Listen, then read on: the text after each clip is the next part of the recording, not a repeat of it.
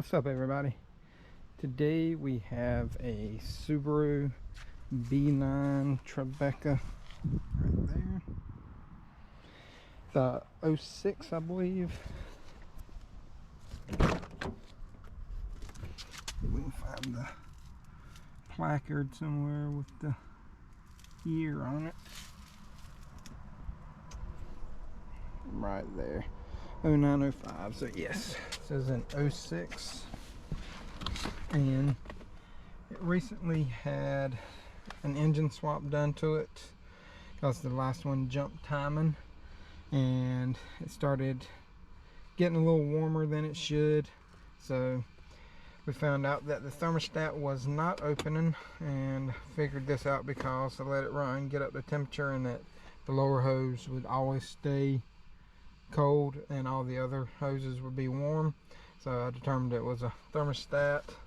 And there's other ways to do a thermostat check, but we're just going to go ahead and change it. It's a cheap guess, I guess you could say it could be, because the thermostat was only like $5. The gasket was like $1.10, and then a gallon of antifreeze, which is pretty much like $20. So for less than $30 you can throw this on here and try it and see what happens. So that's what we're going to do today, but pretty sure that's what it is.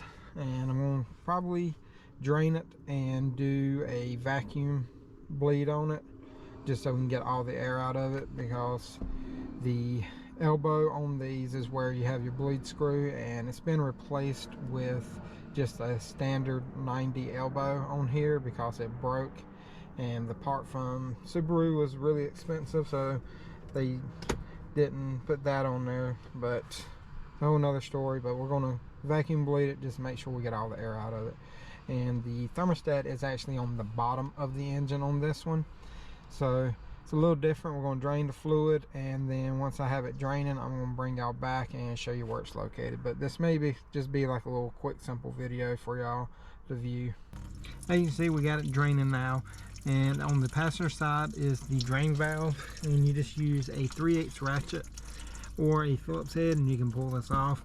They're normally not too tight on these, so, but we're gonna let it drain for a little bit until we get most of it out, because let me climb underneath here and I'll show you where the thermostat lives. Alright, so this is the lower radiator hose right here. You have your two oil core lines that come off right there, but the thermostat lives in here, and it's just two 10mm bolts right there, and you pull it open, like take those out and you pull it back and pull the thermostat out, and it should be right there. But we're gonna let this drain for a little bit just to make sure we get as much coolant out as possible, and then make sure you put your drain pan under here as well, because you will have a lot of coolant come out of the block right here since it is so low on the engine. But let me let this drain for a while, and then whenever I get ready to pull this off, I'll bring y'all back.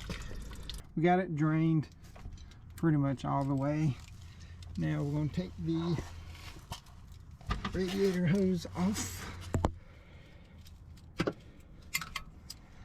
I said, just a couple 10s, see how tight they are. Okay, ain't too bad.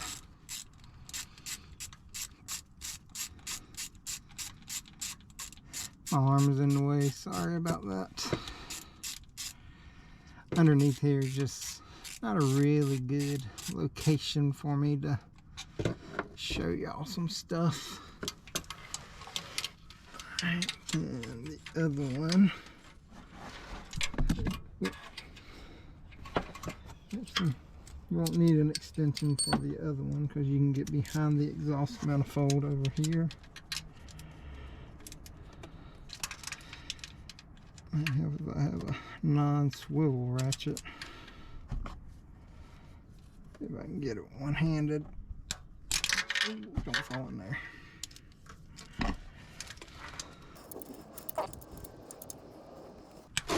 There we go. Scoot this back some.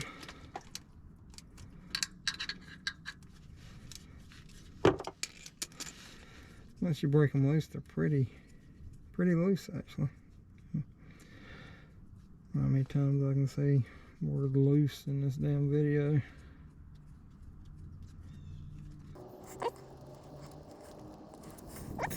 that one off. Good idea not to set the drain pan on the ratchet.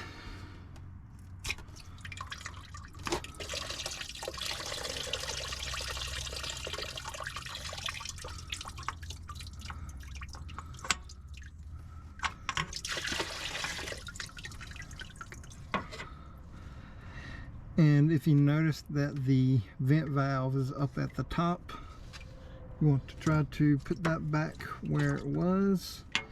That way it can vent some of the air out also if you're doing it the conventional way. There we go. That's your thermostat.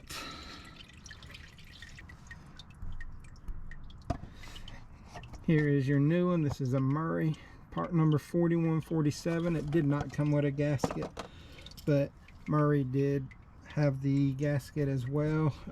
Do not know the part number right offhand. I will get it for you before the end of the video, and I am going to put a link to all this at the bottom. Inside this gasket there's a little groove, and you just put it around the thermostat. Come on, get on there. This goes around it like that.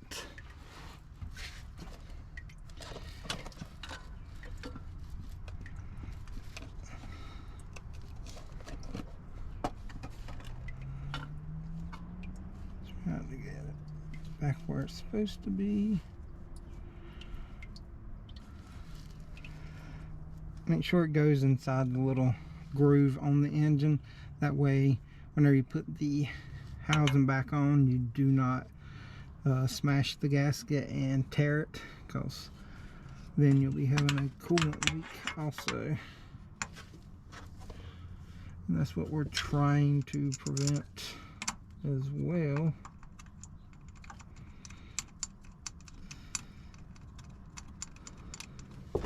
That one started. I'm going to push the drain pan back. Get my hand back up on here. Where are you? Alright.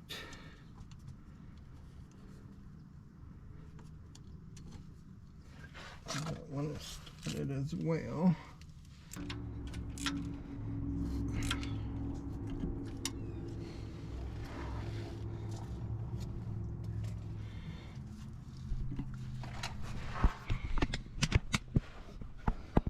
So, I don't know how well you can see that, but that's where the upper bolt is, and that's the lower one. Like I said. So it's only two of them, and just remember they are 10 millimeters, so you don't want to like put a lot of torque on them. But now we're going to go up top and we're going to vacuum fill this. Alright, so this is the one from my Mishimoto kit right here. Changed the adapter to what I use, and we have the cone stuck in here. You got the line attached to it. Make sure that this one is turned off. I got this one turned off as well. And now what we're going to do is we're going to connect it, and then we'll open the valve and let it pull vacuum. And you should feel air coming out of here also, just because it's pulling vacuum, and any coolant that's left in there that it pulls up will come out of here as well. So I have a bucket ready just in case. As you can see, it is pulling vacuum right now, and we want to get it up about as high as we can. I say no more than 25. And right there you can see that it's going to suck the hoses flat. Now we're going to shut the valve and turn it off. And watch it for a little bit, probably 30 seconds or so. You don't want it to lose too much vacuum. And it looks like it's holding pretty good actually. And we're going to check all the hoses that we can. Trying to look at the heater hoses over here. But the radiator hoses seem to still be collapsed, which is good.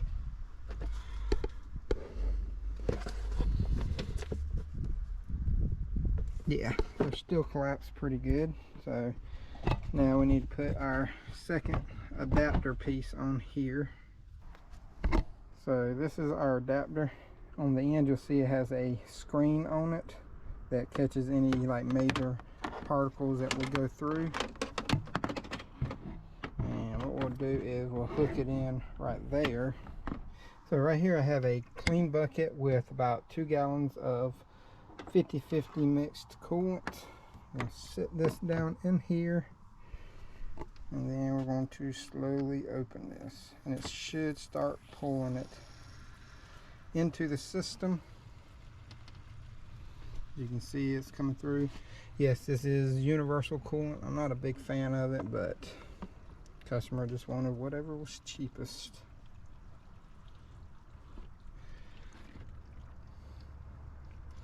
And then you just let it go till it reaches 0, and then just top it off as needed. But we're gonna let this go until it sucks it down, and then whenever it comes back down to 0, I'll bring y'all back. We'll crank it up and let it go from there.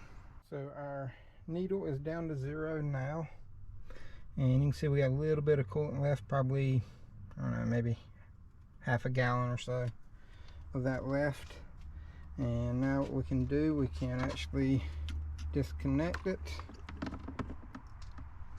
drain this back out, and I'll flush this out before I use it on another car.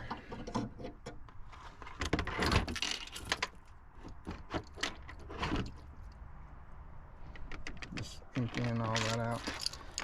Biggest things here is make sure you use a good clean bucket so you don't get any contamination in it, like dirt or any of that stuff.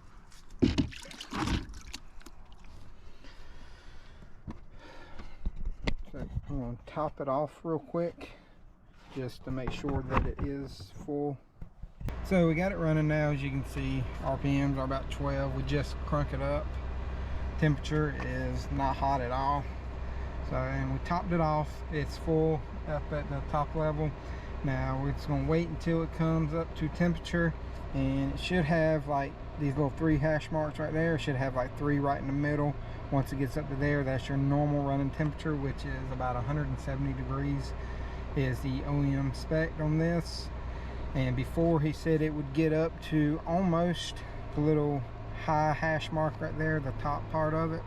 He said it'd be like 1 bar below that, because this does have like a bar system. As you can see, that one just came up. But he said that it would come about 1 bar from the high, so we want to make sure that it's not overheating and that the thermostat is opening. But I did check the oil, did a head gasket test on it with the blue dye and all that stuff, and it was good. So we know there's no head gasket issues or any of that stuff, and I didn't see any leaks, because as you can see from the vacuum feel, that's a good indicator too that you may have a leak. If you vacuum fill it and you see the vacuum falling fairly fast, you can tell that the vacuum from the vacuum that it does have a leak, because it's sucking air somewhere. So we know we're good on that, because I did pressurize it, and I let it sit on pressure for about 15 minutes, and it only dropped roughly a pound, maybe. It wasn't even a full pound, but it was good on that. So we know we don't have any leaks anywhere, which is good. So like I said, let me just let this come up to temperature, and then whenever we get it to running temperature, we'll make sure that it's not overheating, and then I'll bring y'all back and close out the video. We've been sitting in here for about 30-40 minutes now, letting it run, and come back out, and we are good to go on the temperature. Upper hoses are hot, lower hoses are hot too, or hose I should say is hot. And I'll get y'all in a little closer so y'all can kind of see the hash marks I'm talking about. Those 3 right there, that is your normal range. But we got it in there, and everything seems to be doing good. I've had it revving up to about 2,500, 3 grand, somewhere around there. And I left it there for a good 3-4 minutes, just to make sure temperatures didn't go up, and they look good. But this is probably going to conclude this video. I will get you the part number now. That's it right there. It is a Murray number, the outlet seal 2286. But like I said, this is for the B9 Tribeca. They only made these, I think, from like 05 to 07, 08, somewhere around there. Then they went to the regular Tribeca. This is a 3-liter engine as well, for anyone who is wondering. But like I said, this is going to end the video. I'll put up all the links and everything in the description below. And if you enjoyed the video, please like, subscribe, and hit that notification bell, because it does help the channel grow so I can do more content like this for everybody. And until next time, y'all have a great day.